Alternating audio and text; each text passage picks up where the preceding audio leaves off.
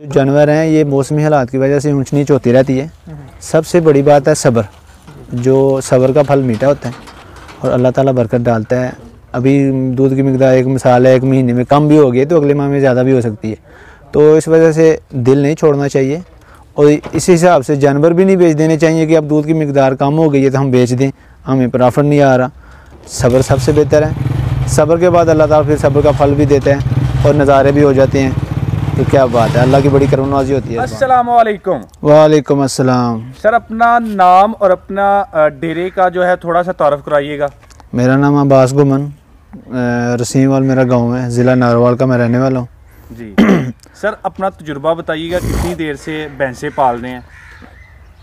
हमारा तजर्बा तो तकरीबन 15 साल हो गए हैं इसी शोबे में। ऐसे बड़े भी कर रहे थे, अब उनसे सीखा है, अब हम शुरू कर दिया हमने। अच्छा सर, 15 साल तजुर्बे में आजकल जो दिन चल रहे हैं सर्दी के, इनमें डेयरी के कामों में जो मुश्किलात आ रही हैं वो बताइएगा। सबसे ज़्यादा मुश्किलात ये इन दिनों में ये जो चारा लाने का होता है और खुश्की का मौसम होता है जी, इन मौसम में बड़ा मुश्किल हो जाता है चारा लाना, फिर भैंसों को डालना, इनकी देखभाल इस मौसम में बहुत मुश्किल है। अच्छा, इसे आप कैसे मैनेज कर रहे हैं फिर? मैनेज इसमें फिर समझ लें कि खुद ज़्यादा तवज्जो देनी पड़ती है, मुलाजमों पे ज़रा कम छोड़ते हैं, इसलिए बस जानवर कुछ तंदुरुस्त हैं, बचे हुए हैं। इन दिनों में हम देख रहे हैं कि भैंसें जो हैं वो कमज़ोर हो रही हैं और दूध की इनकी क्या रूटीन है? दूध भी कम कर रही हैं या दूध उसी तरह से है? ये मौसम ही खुश्क है, ये इस मौसम की ही वजह से ये बारिश नहीं होती, इनके लिए बारिश बहुत ज़रूरी है जानवरों के लिए। इस वजह से ये बारिश ना होने की वजह से इनकी दूध की मिकदार भी कम हो चुकी है, चारा कम मिलता है, बाहर से अभी चारा इतना उस मिकदार में मिल नहीं रहा कि इनका पेट भर सके। अच्छा, बस गुजारे लायक इनको मिल रहा है आजकल। अच्छा, एक मसला ये है कि आजकल क्या भैंसें जो हैं वो ख़रीदनी चाहिए? मेरा तो ख्याल है नहीं खरीदनी चाहिए। नहीं खरीदनी चाहिए? क्यों? इसलिए वैसे तो रेट कम होता है भैंसों का इस मौसम में, लेकिन आगे देखभाल ना पूरी अच्छी तरीके से उनकी की जाए तो इस लिहाज से फिर उनके साथ ज़्यादती होगी जी। अच्छा, भैंसों का जो सुआ लेते हैं, क्या वो इन दिनों में भैंसों को जो नया करवा के सुआ लेते हैं वो इन दिनों में होना चाहिए या नहीं होना चाहिए? हाँ, इन दिनों में सुआ होना चाहिए क्योंकि आगे बरसीन का मौसम चल रहा है 2-4-10 दिन तक।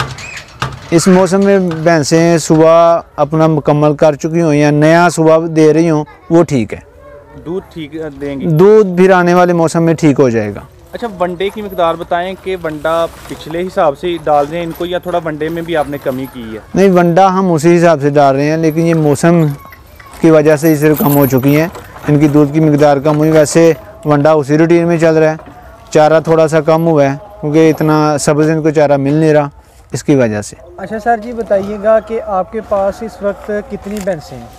हमारे पास छोटे बड़े सारे जानवर मिला के कुछ 50। अच्छा सर, 50 भैंसों को संभालने के लिए कितनी लेबर आपने रखी हुई है? लेबर हम 5 आदमी काम कर रहे हैं विद लेबर। विद लेबर जी। अच्छा सर, बताइएगा कि 50 भैंसें आप बता रहे हैं आपके डेरे में 5 बंदे हैं, 50 भैंसों में कितना दूध होना चाहिए, कितना दूध दें वो तो आपको अच्छा खासा प्रॉफिट आ सकता है? अब ये 50 की 50 दूध नहीं देती, इनमें वो भी हैं जो प्रेग्नेंट हैं, वो जो दूध नहीं दे रही, उनमें मिकदार जो दूध नहीं दे रही वो तकरीबन 15-16 जानवर हैं जो दूध नहीं दे रहे, भैंसें उनमें छोटे बछड़े भी आते हैं 50 जानवरों में। इस टाइम जो हमारी भैंसें दूध दे रही हैं वो हैं तकरीबन 26 जानवर हमारे भैंसें जो दूध देने वाले हैं वो हैं। तो इन मौसम की हिसाब से ज़रा दूध की मिकदार कम है। वैसे इनकी रूटीन जो पिछले दिनों में रही है, हम एक दिन में इनका दूध 125 लीटर, 130 लीटर, 35 लीटर, 150 लीटर तक भी हमने इनका दूध एक दिन में दिया है। जैसे सर आपने बताया कि 16 भैंसें आपके पास दूध नहीं दे रही, बाद फार्मर ऐसा करते हैं जब दूध देना छोड़ देती है, यानी लैक्टेशन लेने के करीब होती है बच्चा, तो तब वो बेच देते हैं, उसकी जगह पे रिप्लेस कर लेते हैं कोई नई भैंस। तो आपके ख्याल से इन भैंसों को मतलब इनसे लैक्टेशंस लेना ज़्यादा फ़ायदेमंद है या फिर चेंज करके भैंस उनकी जगह रिप्लेस करना? नहीं, इनसे बछड़ा ही लेना बेहतर है, इनकी देखभाल उसी हिसाब से बेहतर है कि इनसे सुबह लिया जाए। इन अगर बेचेंगे तो वो मेरा नहीं ख्याल कि वो फ़ायदेमंद हो, वो नुकसान देंगी। सर कितने सुबह तक भैंस को जो है वो रख लेना चाहिए?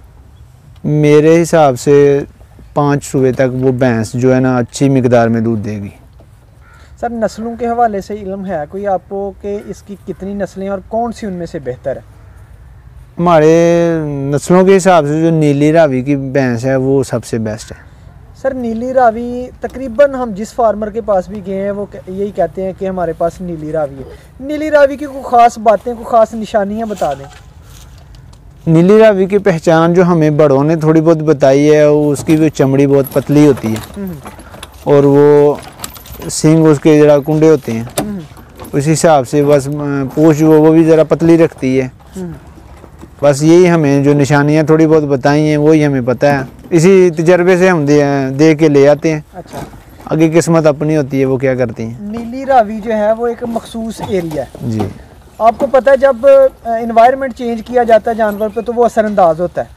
जी। इसमें बताएं कि असरअंदाज माहौल कितना होता है नीली रावी पे जब आप इस एरिया में लेके आते हैं? हमारा जो तजर्बा बोल रहा है वो जब हम उधर से वो भैंसें ख़रीद के लेके आते हैं, उधर के हिसाब से इधर आके वो दूध की मिकदार ज़्यादा हो जाती है। हमारा पानी उनसे बेहतर है, हमारा चारा उनसे वज़नी है, हमारा पानी उनसे अच्छा है। इसी वजह से उधर की भैंसें इधर आके दूध में मिकदार ज़्यादा हो जाती है दूध की। सर उस एरिया के फार्मर से भी हम मिले, उस एरिया में मतलब जानवरों को ज़्यादा खुला माहौल इन्वायरमेंट मिलता है, तो क्या बस यही रीज़न है, पानी रीज़न है और चारा रीज़न है कि यहाँ पे आके दूध ज़्यादा देती है? हमारा तो तजर्बा यही बोलता है कि वो चारे और पानी के हिसाब से बेहतर है। वैसे तो खुला माहौल जानवर को मिलना चाहिए, वो भी बेहतर है। जी जी। अच्छा सर, जब आप दूसरे किसी एरिया से भैंस को लेके आते हैं तो क्या तरतीब होती है आपके फार्म में? उसको कोई ख़ास प्रोटोकॉल दिया जाता है? ख़ास प्रोटोकॉल वो यही है, कुछ 4 दिन उसको अच्छी देखभाल दी जाती है। उसको जानवरों से मिलने के लिए वो समझ लो कि उनको देखभाल करनी पड़ती है, उसका ख्याल रखना पड़ता है, चारे का भी या दूसरे भैंसों को साथ मिलाने के लिए उसको थोड़ा बहुत उनके साथ बांधना पड़ता है, कभी साइड पे भी बांधना पड़ता है। यही होता है, वो स्पेशल इतनी ख़ास स्पेशल नहीं जो आम बंदा समझे। अच्छा सर, आपने बात की कि इनसे बच्चे लेने चाहिए, तो बच्चों की देखभाल करना मुश्किल काम है जी। आप कैसा समझते हैं इसे? वाकई मुश्किल काम है। बछड़ा सिर्फ ये दूध से नहीं बड़ा होता, इसकी खुराक बहुत अच्छी होनी चाहिए, जो हमारे फार्मर्स नहीं करते। इतनी कोशिश तो हम बहुत करते हैं लेकिन फिर भी कमी हो जाती है, इंसान है जी। तो कैसे आप समझते हैं कि कैसी खुराक इन्हें वंडा डालना चाहिए या कोई बरसीम वगैरह या क्या इन्हें डालें तो ये बेहतर हो सकते हैं? इनको वंडा डालना चाहिए, दूध के साथ साथ इनको वंडा मिले तो इनकी ग्रोथ अच्छी हो जाएगी। सर माशाल्लाह आपका डेरा बहुत बड़ा है, माशाल्लाह भैंसें भी आपने बहुत ज़्यादा रखी हुई हैं, तो मेडिकेशन के क्या इंतजाम हैं? मेडिकेशन हमारा एक स्पेशल डॉक्टर है, डॉक्टर रज़ाक, हम उनसे ही इनकी मेडिसिन वगैरह उनसे ही लेते हैं। अच्छे हैं, तजर्बा भी है उनका, तो वैसे भी वो समझदार आदमी है, गलत मशवरा नहीं देते, गलत इंजेक्शन कभी नहीं उन्होंने लगाया। हम उनसे से रब्ता करते हैं। जानवर जब बीमार होते हैं तब ही लेके आते हैं या मंथली टूर लाजमी होता है उनका? मंथली टूर ज़्यादा होता है, वैसे तो बीमार हो तो फिर तो फौरी तौर पे आ जाते हैं, लेकिन मंथली टूर लाजमी है। अच्छा सर, डेयरी को काम करना लोग मुश्किल काम समझते हैं, तो आपके क्या नज़रिया था इसके बारे में?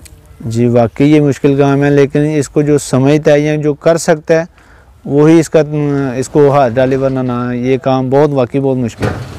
सर जी बताइएगा कि 50 भैंसें रख के बंदा 5 बंदे रख के बंदा कितना कमा सकता है मैक्सिमम? एक मासूमाना सा सवाल आपसे। ये दूध के हिसाब से, मिकदार के हिसाब से, कभी दूध ज़्यादा भी हो जाता है, कम भी हो जाता है, इसकी कोई लिमिट नहीं है। जी मैं आपको लिमिट के हिसाब से नहीं बता सकता, इसकी लिमिट इतनी हो सकती है। मोटा से एक अंदाज़ा दे दें बस। ये तो अपनी दौड़ है, जितनी भी लगा लें।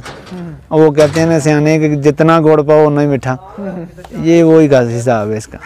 ठीक है सर, बहुत शुक्रिया, आपने अपना कीमती वक्त दिया। अल्लाह ताला आपको सलामत रखे। अल्लाह हाफिज़। अल्लाह हाफिज़।